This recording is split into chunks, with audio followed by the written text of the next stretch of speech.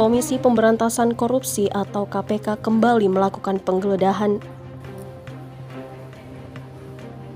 Kali ini KPK menggeledah ruang pengadaan barang dan jasa di kantor Gubernur Sulawesi Selatan. Diketahui tim KPK menggeledah tempat tersebut mulai sekitar pukul 10.00 WITA hingga pukul 16.00. Usai melakukan penggeledahan selama 6 jam, KPK keluar dari ruangan dengan membawa 3 koper dan 2 dos yang diduga berisi berkas-berkas. Namun berbeda dari penggeledahan sebelumnya di kantor Dinas Pekerjaan Umum dan Tata Ruang Sulsel yang disegel KPK. Kali ini KPK tidak melakukan penyegelan. Di ruang Biro Pengadaan Barang dan Jasa tidak disegel setelah melakukan penggeledahan. Hingga berita ini diturunkan, belum ada keterangan resmi dari pihak KPK terkait penggeledahan tersebut.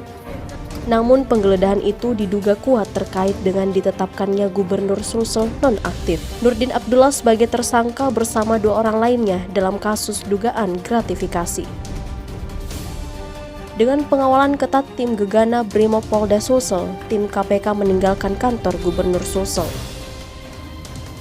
Dari Kota Makassar, Suparman, Fajar.co.id melaporkan.